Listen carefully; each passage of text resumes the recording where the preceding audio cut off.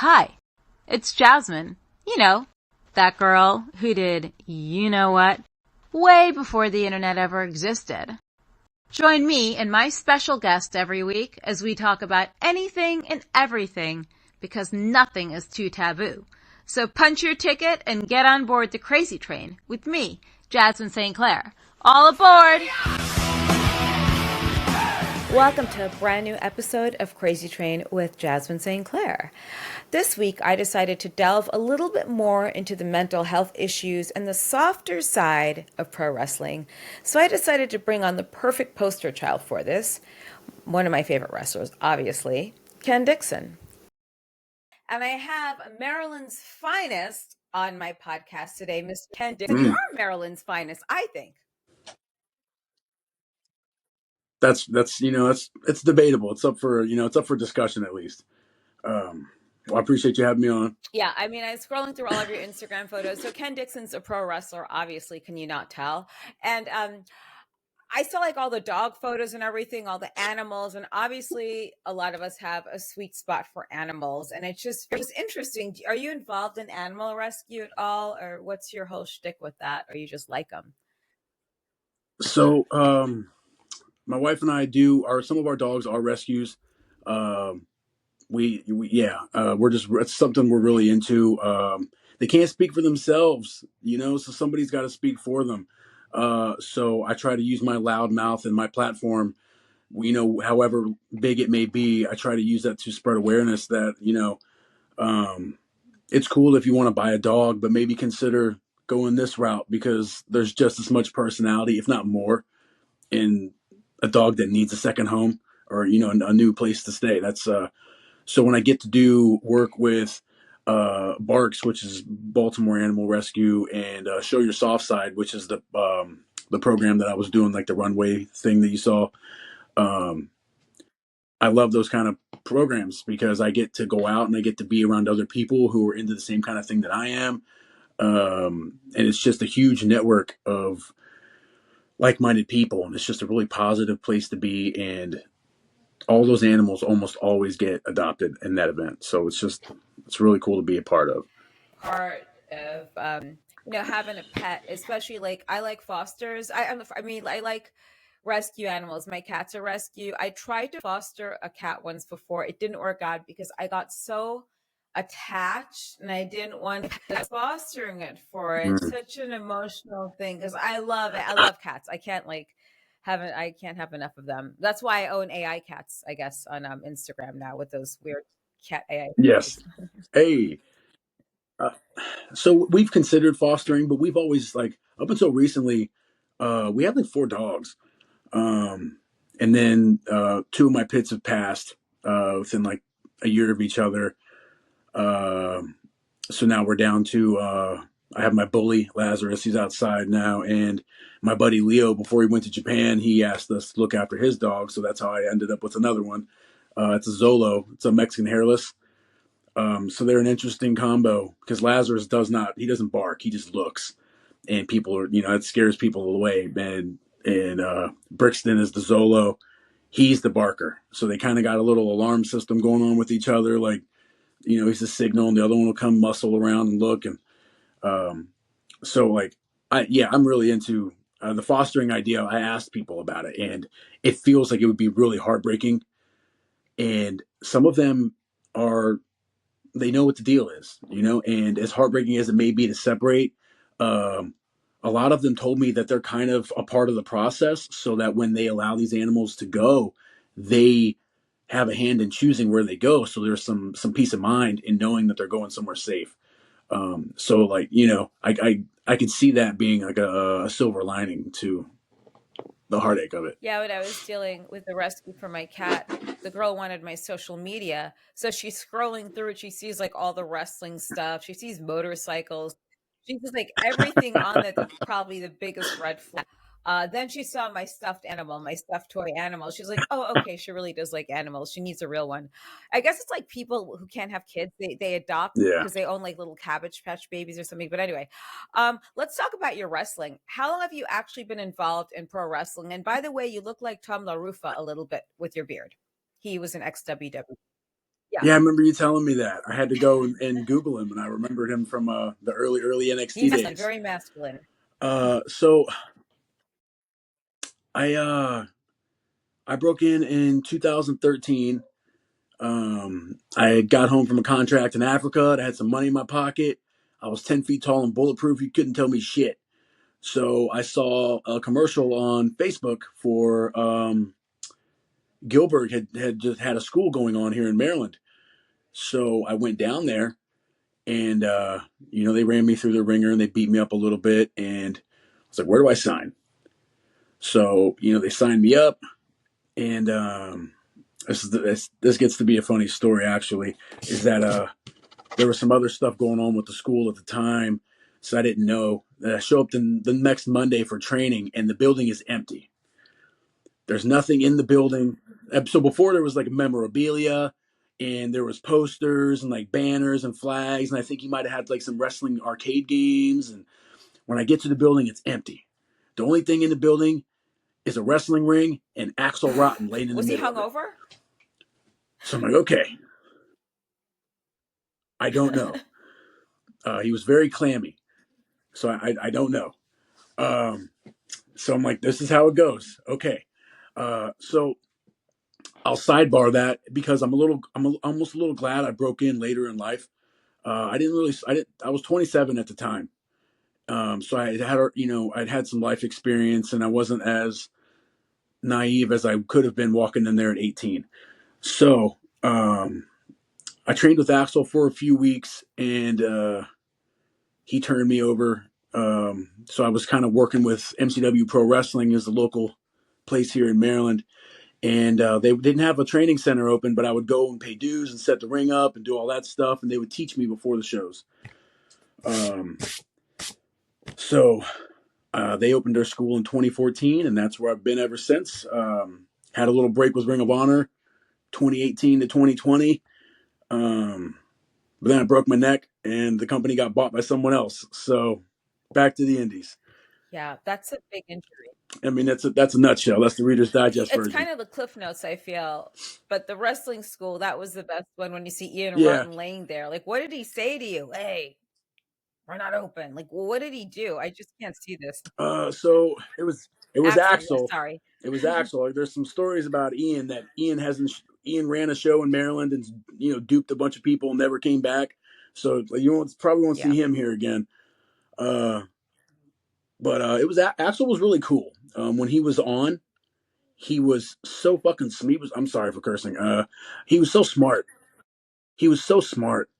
Um, and there are things that I remember him saying now that are making sense years later, but at the time I didn't understand because I was just breaking in.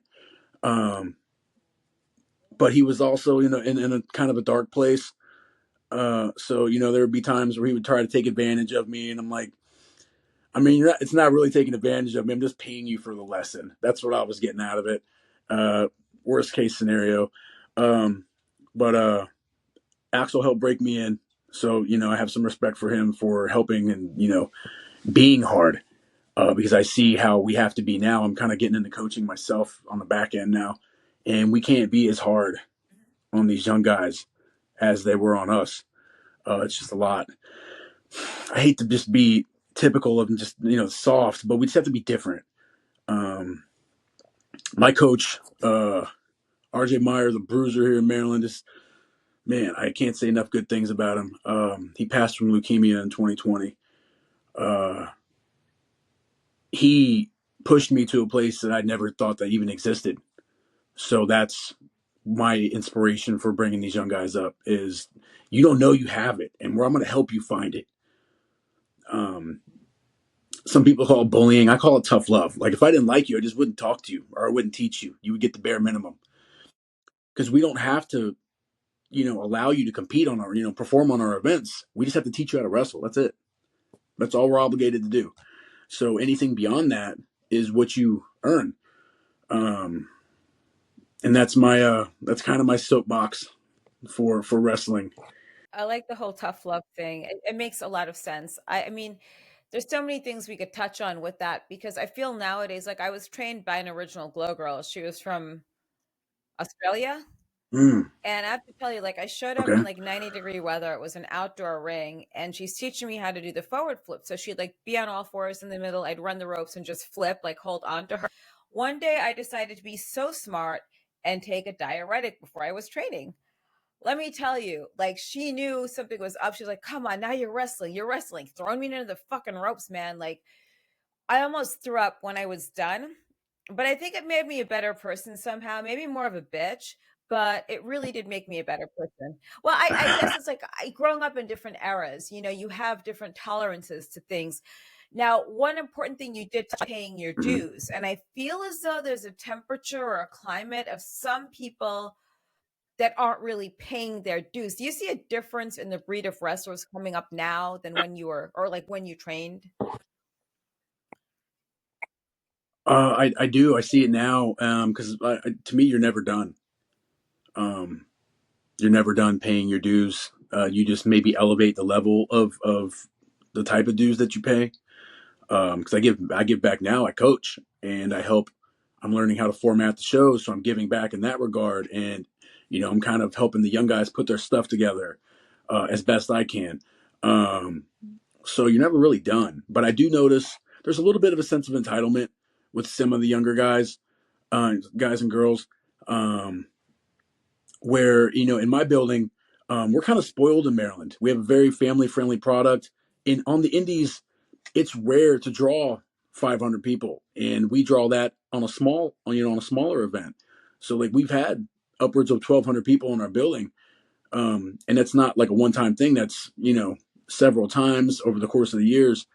Uh, and it took me like 2.5 years uh, to get onto a position where I could perform in that building solo. And that was after just being on the floor and being like a managing kind of guy and a security, doing all those things. And these guys just throw them right to it, and like they're not where they need to be, but it's just a matter of we got a spot, we got to fill the spot. So like I want to make sure these guys know that they're so blessed and they're so fortunate, because they could be out in some of these other indies where there's 15 people and the ring is not good and it's not safe. Um, so I can't just be the bitter vet shaking my fist at the cloud about how it was back in my day, because it's not my day anymore. It's not the early 2000s when I broke in, or 2010s or whatever. It's 2024. The world is different. Um, so we have to adjust and accordingly. But I do think that there's a lot of effort that is kind of out the window because of people feel a certain kind of way, like they're owed, or that they do the bare minimum and they expect results from the bare minimum. Um, those kind of guys usually get flushed out, or they have a couple of bad matches and they don't get the feedback from the locker room that they wanted, and they just they stop showing up, or they go work other places because they get more accepted there. Um, People throw around the wrestling is for everybody. It's not. It's for everybody to enjoy, but it's not for everybody to do. Um, in the sense of an in-ring capacity, you could take tickets, or you could set chairs up, or you could record the show, or you could commentate the show. But it's not for everybody, and I think we're getting a little too slim, and we're maybe too soft on the inclusion. Um, but I still think there's a lot of talented kids coming out these days. It's just a matter of having them find it. Uh, it just takes a little bit more to define, what they have, what their gifts are. Yeah, I think so. And I feel as though there's this whole, like, I miss the days, like the old days. I feel as though a lot of younger kids don't want to take the advice from the vets because they'll have, then the raw truth is there. Like, you no longer see, like, the younger wrestler going up to the vet, excuse me, sir, would you mind watching my match and giving me some feedback afterwards? Like, that's something, I guess I was raised that way, and to introduce yourself when you go into the locker room to everyone. And nowadays, like, you go into a show, I was working on a show a couple months ago. It's like I didn't know who this guy was, dude. Like, I had no clue. And he's like walking around. Then he's like, oh, he's on the show. I thought it was part of the ring crew. My bad. Um, so it's just, it's true. It's not you. You were stretching, but I'm just like, where is the fucking manners of you fucktards? You know, it's like,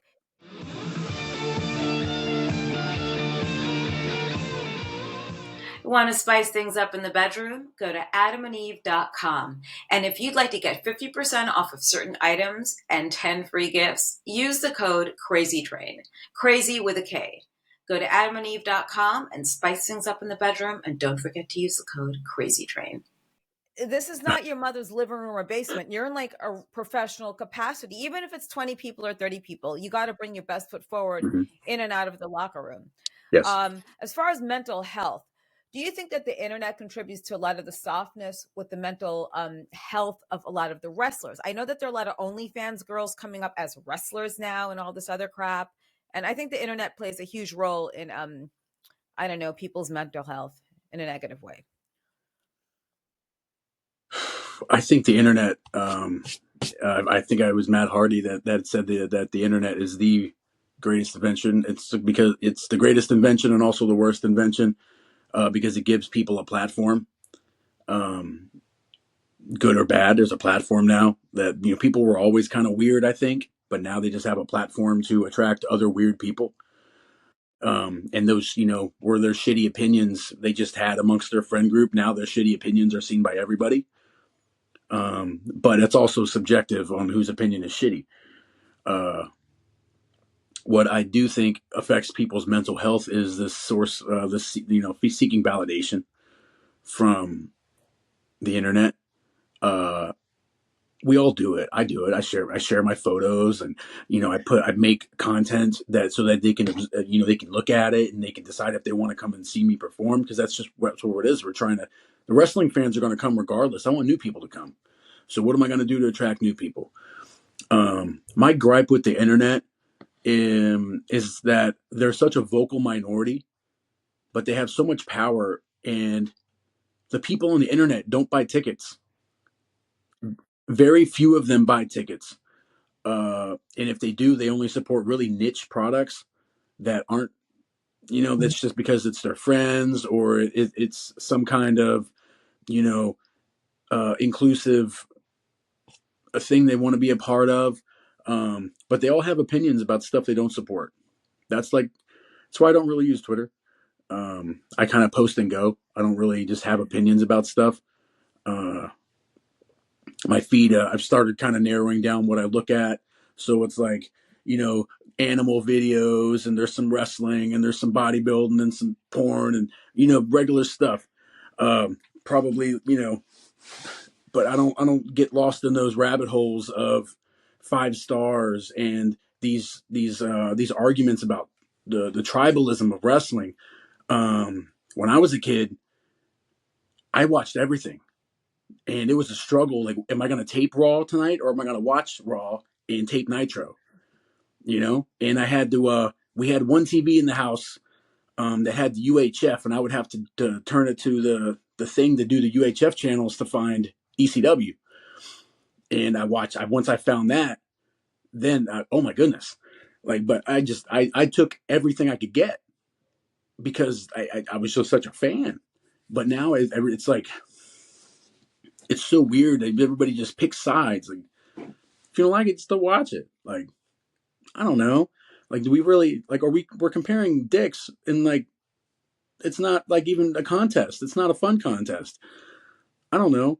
Um, yeah, just I think it's just a void for people to shout and to be upset about. So like, I think that does contribute, because a lot of people will go to the internet for validation.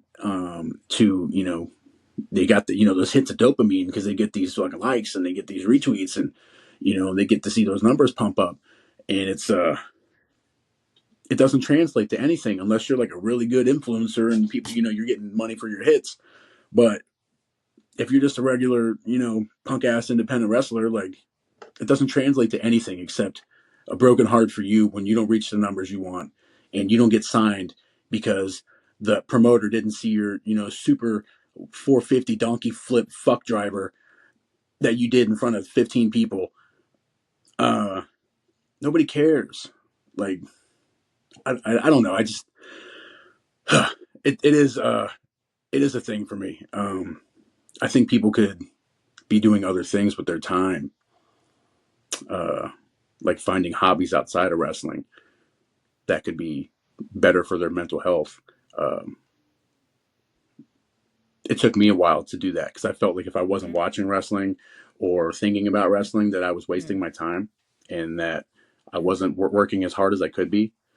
But I feel like I'm doing my best work now with finding hobbies and spending more time with my family because I can take my head away from it and I can come back to it with fresh eyes rather than just being 24/7 in my phone, which gets me a lot of heat at home. Like uh, I do social media for a couple of promotions I work for, and sometimes it's an on-call thing, so it's all get this post out or like this part of the card just changed, so let's switch that. So I'm always on my phone. Anytime I can set it down, I like to because I can't experience my family from the phone. You know what I mean? Yeah. Um, so I think there's a big thing with mental health, and I don't really worry about the OnlyFans girls too much because they'll come in and they do their thing and they attract people to the Really? show. Uh, some of them because they look good, and the promoters are going to put them on the posters. So now you got hot chicks on the posters, which is going to bring the dudes. And the way I like to work my segments is that I cater to the dudes because it's easy to get women and children if you're loud and you're doing, making noise at them and you look, decent for the mom. My goal is dad or the dude that came to the show that doesn't want to be there. That he either came with his kids and would rather be doing anything else on a Saturday night, or the dude that came to see that big titty chick earlier in the night and she fucking sucked. So now Daddy Dixon's got to save the day, and I'm going to do it because my segment is going to make you think something else about what you saw. Um, and I think that's our job is to make people suspend their disbelief. And that's what I get out of my segments. So that's why I cater to those guys that come to see those girls because they're not going to get what they want watching those girls because they can't go. They'll go see them in the meet and greet because you know who they are because they do the little hover hand thing. Like they won't touch you, but they'll like stand next to you and like they buy their 8x10s and then they go sit in the dark Thank corner God. again. Um, yeah. Um, I don't know. Yeah, it's just it's yeah. Those are really strong. I think areas. Like mental health is kind of a big deal, um, especially when you get into a field like professional wrestling where it's an entertainment field where sometimes your ability to provide for yourself or for whoever else is with you rests on the opinions of others. Um, Yeah, it's fickle. it's fickle, and then like you have it's tough. Like even like I was in an intense class. Like what was the work? It wasn't a workshop. What was it? It was a conservatory type thing, advanced. So at the end of the term, the teacher gives you notes, right? Because that's why you're paying and that's why you're there to learn, correct? Or so you think. Yeah, This girl walks out crying yeah, like after the first week. She can't come back because they're being honest with you to teach you how to make your craft better and what you can do to do things. And I'll tell you who the girl was actually. This is so horrible. It was some little girl who thought she was a playmate out of Florida with all these followers and really pretty photos. It's like, bitch, you don't have the talent to even be here, man. So, like, don't waste mommy's and daddy's or your sugar daddy's money. Just go the fuck back home to Florida. Go sit by the beach. Go take your half naked photos and rub your tanning lotion on, and life's fine.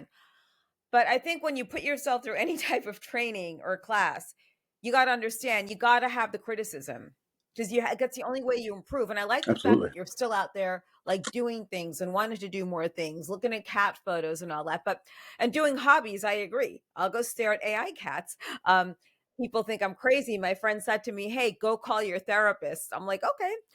Uh, so speaking of therapists, why did my sign just change? I think I'm going. I think there's a ghost There's a ghost in my podcast studio. Whoa.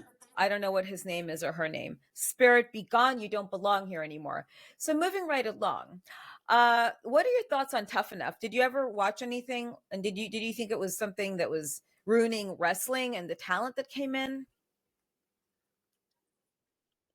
So I watched the first season as a fan of wrestling before I broke in, and I really liked the first season. The first two actually, like I really liked them because they were so new to me. Um, because the internet hadn't been around for very long, so you didn't really know how I never knew where these guys came from, like how they were made. Like this was never something that entered my mind, like where do wrestlers come from.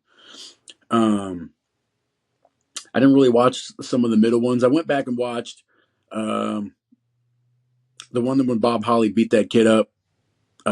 That's a favorite. Bob Holly's the guy that I've looked up to forever, and even more so after he beat the shit out of me. Uh, I remember him telling me the story of that, and it was like he had just Brock Lesnar had just broken his neck, and before they send him to get surgery, they send him to do that, and these guys were in there whining about something simple, and he's like, oh, "Okay, I'll give you something to fucking whine about," and he roughed the kid up, and everybody's, "Oh, Bob's a bully," and I was like, "I want to be like him." Uh, so then we actually had a guy that trained with us. His name was Patrick Clark. He was the Velveteen Dream in NXT. He got picked up by Tough Enough, and that was his beginning. You know, his introduction to the NXT and the WWE. Um, I didn't really watch it because I don't know. I don't know. Just some of that shit I don't watch anymore. But to me, I always thought like Tough Enough. If you really wanted some drama and you really wanted to see who was tough enough, you take six indie guys and put them in a house together with one contract on the line. Like not like six, like I don't know. I wouldn't say like six inexperienced ones, but like maybe six Yeah. journeymen that have been at it for 10 years. They've got enough skin in the game to be kind of jaded, but they're all like grizzled and they know how to work too. So there's gonna be some real games going on. But like those guys are fucking hungry. They're hungry. So let's put those guys in the house. And you're taking these like goofy athletes off, just out of the street. Um, I can't knock them for picking athletes to sign though because they're coachable and they're clearly athletes. Uh, Whereas independent guys are just kind of neckbeards and cargo shorts off the street that want to do 619s and pile drivers. And then once you introduce cardio and the aspect of thinking, they just they take their first bump and they go home. They don't come back. So I like Tough Enough. I liked what it brought to wrestling because it exposed just enough. It didn't tell you why the business works, but it tells you like this is part of the selection process and this is how you mentally prepare yourself. I like that as a fan. I really enjoyed that. Yeah. I liked it. I met one person from that show. He was kind of something weird guy, Hawk, Hawk something or another, some blonde kid, but it was back in like the early 2000s, and he used to go to my gym that I went used to go to California when it was around. So it was just an interesting experience, like meeting people off of those shows, like in real life, and just seeing the dynamics of how they interact with other human beings. Mind you, I had no clue who the fuck this guy was. I was Yeah. supposed to know though because he was on Tough Enough. Yeah, do I sound jaded? But I would pay to watch six I indie guess. guys in a house who are hungry for the same thing. I'd want to watch like Right. six ornery, like three of them really ornery, then the other three kind of like new that would like do Mm-hmm. whatever they can to like put themselves over however they could, even if it's like taking out a knee or like Tanya Harding someone. Yeah, they're like really bad Yeah. politicians, right? So like they're so bad at politicking that you know they're doing it, but they're just really Ugh. bad at it. Like that kind of like the super carny guys, like that would be entertaining to me. I would watch the fuck Yeah, out of you think that. it's entertaining? Oh my God. I've dealt with ones like that. It's just like, dude, like go away from me. So I'm like, dude, you can't impress me with anything. I've lived more than 10 people in this room and then some. Don't do this. Well, I was like, oh, fuck.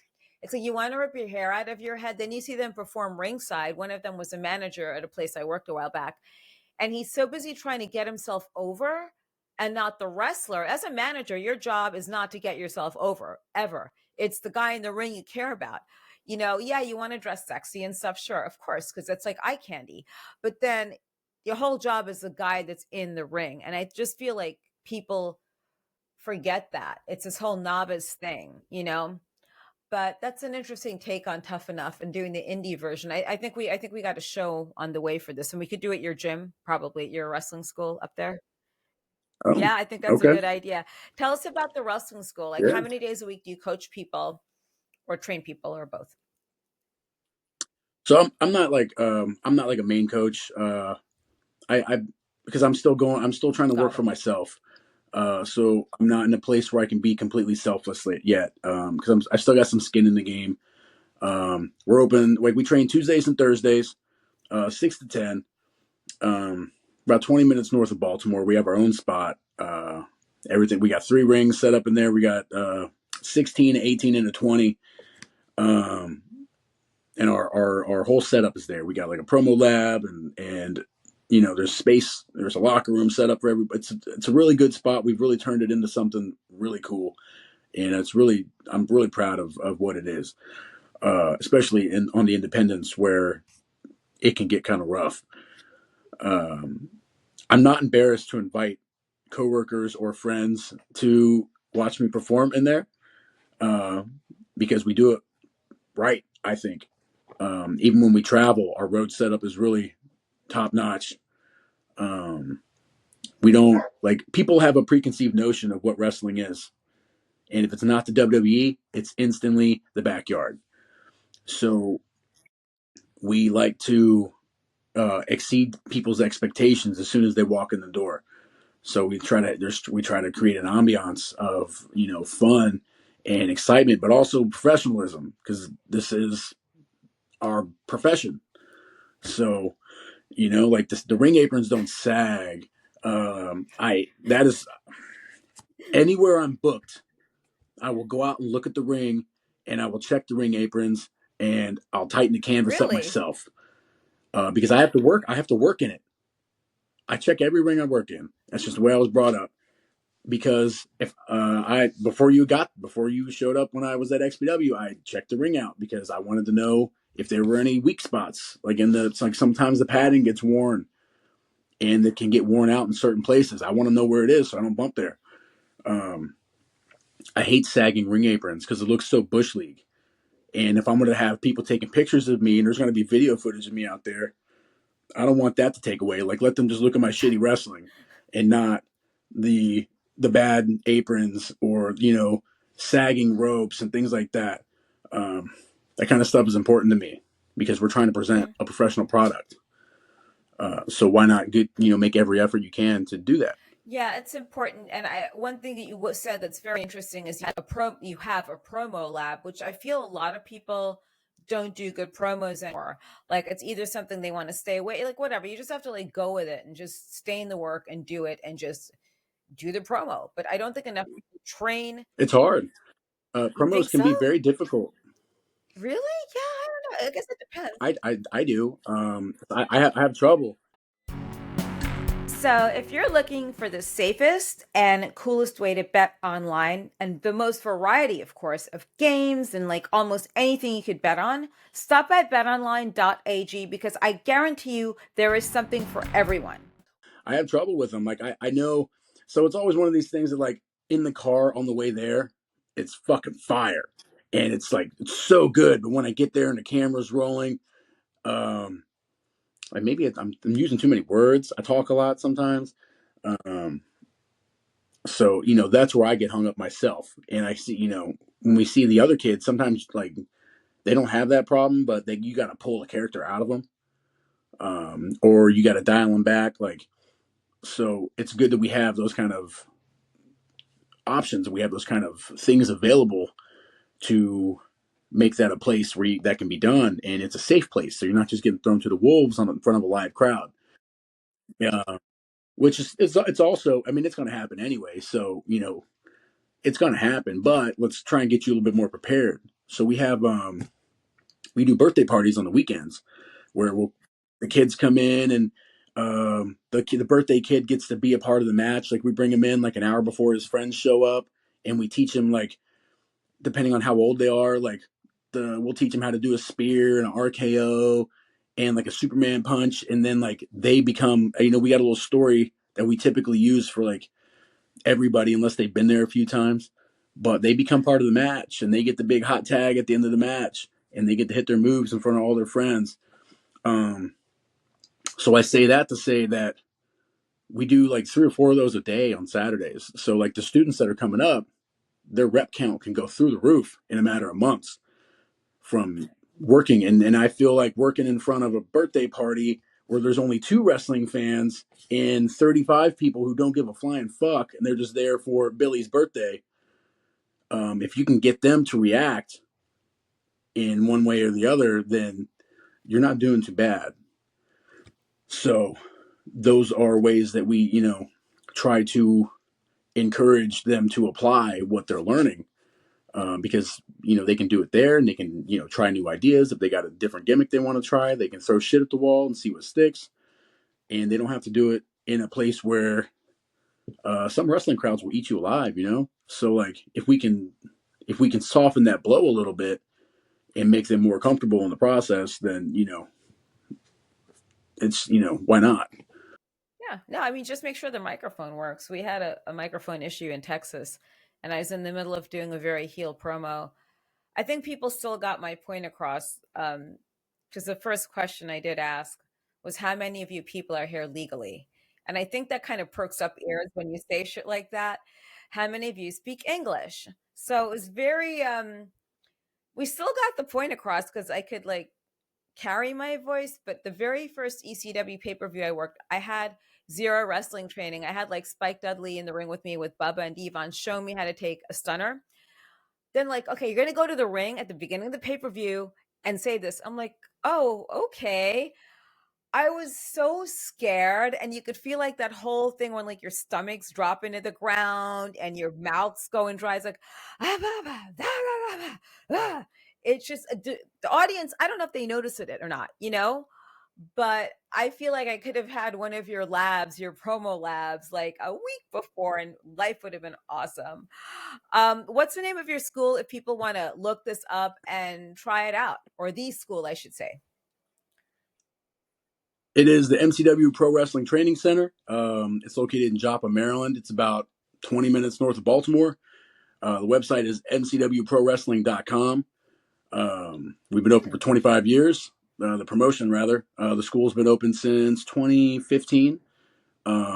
We've had some pretty solid talent come out of there. Oh, Mickey James, Lita are part of the original version from the early 2000s.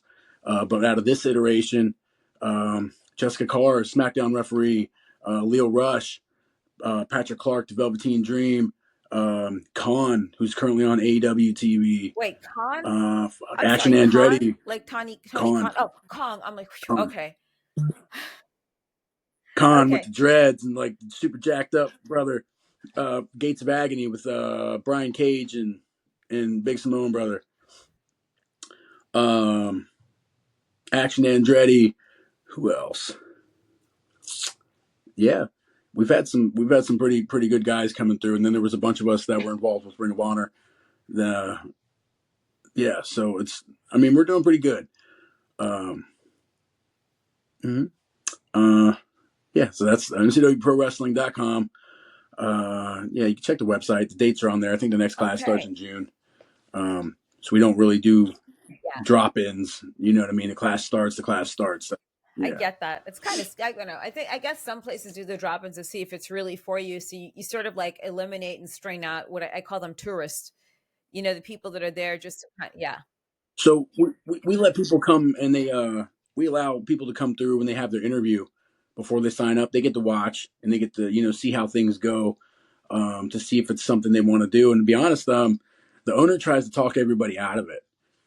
That's part of his pitch is to talk people out of it, uh, because not everybody is built for it. So if you can, he tries to talk everybody out of it, and some people do actually just not sign up. Because we don't want to take everybody's money, because some people are just not built for it. unless they want to come in and be specifically like a referee or a backstage character, type of role. Um, and we do that stuff too. Our production guys bring in like apprentices, and they get taught how to create content and stuff like that. So that kind of stuff applies to more of like the film and the art students. Uh, so we get a nice little mix of people coming through that want to try and learn the trade. Yeah, it's not like Rex Kwon Do and Napoleon Dynamite. Did you watch Napoleon? I wish it was. Dude, but yeah, you see, I go home to a woman like Stella. That's my babe. You don't think a man who, without any That's self right. discipline and self respect, could land a girl like that? I Mm-hmm. just love that. But they didn't Yep. sign up for it because it was really some harsh training. And like Napoleon, I don't think they had the money, but Yeah. Napoleon Dynamite got his ass kicked, or the brother did. Yeah. But hey, he got LaFonda in Yep. the end, and the other one hooked up with what was her name? Tina. No, Tina was the llama. Who was the Yes. girl? I forgot. Anyway, Tina was the llama. yes. Oh, I met the auntie, the woman who played the auntie or the grandma. I met Whoa. her at a restaurant in Beverly Hills. She really has that raspy voice, but I don't think she likes That's riding on awesome. ATVs and sand dunes, unfortunately. So we had no common ground. Lame. So what are your upcoming appearances? I mostly just stay in Maryland. We run so many dates that I don't have to go anywhere else unless I want to. Just kind of fill some time in. I've got Saturday 420 in Hollywood, Maryland. It's about an hour east of Washington D.C. Um, and who's there? I'll be teaming with Elias. Who else is on there? Kalisto from the WWE. I think Al Snow's going to be there. Gilbert's going to be floating around. So we got some. There's a little something for everybody there. Um, and Hollywood's it's one of my favorite towns because it's very for being an hour from DC. It's very old school in terms of wrestling. It's not they're not very. I'm trying to think. They're not oversaturated down there. They only get wrestling when we come, and we come down there only like 2 or 3 times a year. So when we come down there, they show up and they're loud and they sell beer in the building, so they are ready to go. Uh, so that's Saturday the 20th. Sunday the 21st, we're at our home space in Joppa, Maryland. Okay. This is part of our Spring Fever How tour. fun. We kicked it off in Frederick, which was in Western Maryland. That was last week, but I was in Minnesota for that one. Um, yeah, Sunday the 21st, we're back in Joppa. Who's there? Al Snow will be there again. Kalisto, Khan from AEW will be there. Uh, and then we got all our favorites and all that stuff. And then the 27th, I'm not sure what we're doing yet, but me and Enzo are going to team up. We're going to the Eastern Shore of Oh, Maryland, cool. which is that little tiny island across the Yep. bridge. Uh, it's about an hour and a half east of Baltimore. We'll be teaming up there, and we're going to do something. I'm not sure what we're going to do. I don't know. We just have a rap battle or something. Or a Guido So we're battle. pretty You could have a busy. Guido battle. I hope so. You We could, but could. that would be like the We Jersey could. Shore, I think. Yeah, we're no. This is more Bible Belt town, kind of town. So like they'll like him because he's different. I fit in there. I'm God there. Um, they like me because I look like them. Um, mm, yeah, and then and then we're off. We're taking some time off in May, which is Yeah. good. Everybody's going on vacation. We're getting ready to get out of school, so we don't really run in May. Um, Then you have XPW. so we'll take. Sorry, no, you got XPW June 23rd. Yes, I'm looking forward to Yeah, that. it's going to be great. Yeah, we got quite a bit of stuff going on in June. I'll be back at Yeah. XPW on the 23rd. Um, I had a lot of fun Did there. you? It's I like those kind of Yeah. crowds. Those crowds are rowdy. I'm not really like I'm not. I've never been really much of a deathmatch wrestling Hmm. guy. I appreciate it. Um, I like my favorite match on that card was the three-way for the championship: Schlack and Masada and RSP. Ours. Because I like wrestling. I like a story, and I feel like with all the stuff that they did, there was still a story to be told. I'm also a huge mark for Necro in his American flag pants, so I was very appreciative of that segment as The well. Fubu's. Um, Yeah, I love him. I have a pair, so I'll have to bring mine with me next time. He won't be there in June. Uh, He's in the hospital. yeah, I know. That sucks. Uh, that yeah, mm. That man has given his body to the business. So hope he's doing all right. Yeah, Uh, but I say the summertime are very big for shows, especially where you are in your neck of the woods. It's probably a lot of families doing things, going to Maryland. They want to see you wrestle. mm.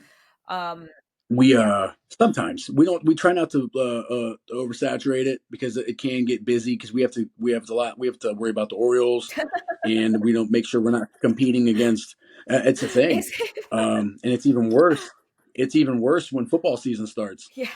because you can't run up against the Ravens or whatever your local sports your football team is. You can't run against them because you're never going to win.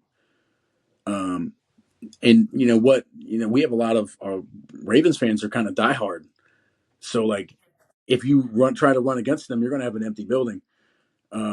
So it's kind of dumb. So just kind of we try not to oversaturate. We just try to we go to different places in Maryland. I think we're going back to Virginia this year as well.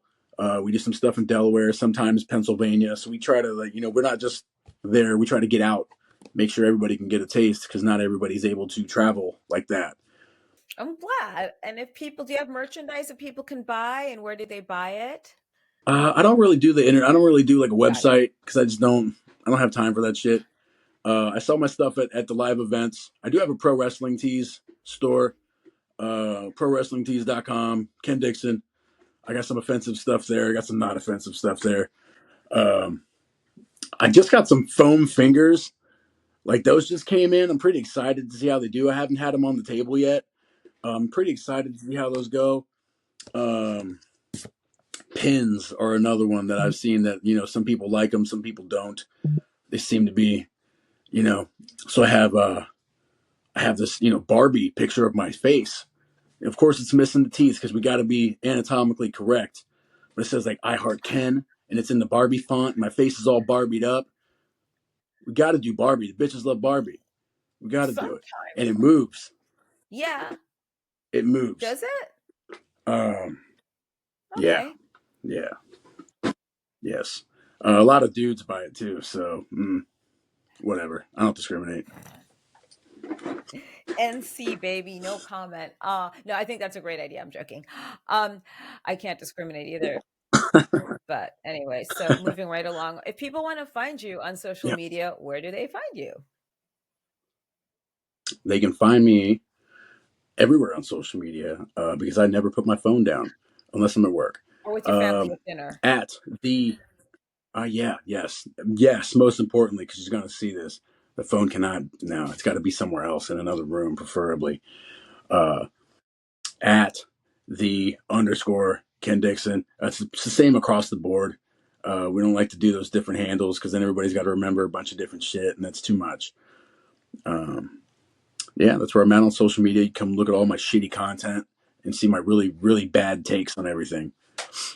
Wow, that's refreshing because I think a bad take is normally a good take and a proper take and a realistic take on things and in life. Because trust me, people who listen to this podcast want a dose of reality and they want the brashness and everything else, or they don't come on here. The live streams, let me tell you, those get wild and out of control, really out of control. The one with me Hyatt this Monday was control. It went, yeah, it was in her underwear. She was getting a colonoscopy the next day and was drinking the stuff. You're too young to know about that. But the thing is, then she's like getting up every few minutes. These bathroom, these guys, I didn't know she was in her panties. I'm like, oh God, all right, this is not happening because now they're getting a free show. Yeah, moving right along. So Sweet. you can't, yeah, good for them, right? Sometimes you just got to tune in because you never know what you're going to see, right? Well, it's always up on the restream after. Um, So, thanks to your input on Nice. mental health and wrestling. And of course, I appreciate everything you're doing with animal rescue. And can you give us the name of the animal rescue again, please? Sure. The one that I work with is called Show Your Soft Side. And they work with they're like more of like an umbrella. So underneath them are all they work with all the rescues, and they have like donation funds set up that, if you need an emergency help, they help distribute like donations of food. Um, and they've got like a lot of celebrities on board to help promote the product. And I'm like the low level local dork that comes on to help out. Uh, so, to kind of throw me a bone, I appreciate it. Um, yeah. So I'm going to cycle back to the mental health because I didn't really get to touch Yeah, on it. That please. talking to someone, helps. Um, I will be a little un-PC here, and that both my parents are retired Army, and I was always brought up that like feelings are gay, and you don't talk about them. You just bury the shit down deep, and it doesn't help to just do that. I thought it was a way to cope, and it's not. And I have someone that I get to talk to now, and it's very enlightening. Um, it helps me communicate better with people that I care about and people in general.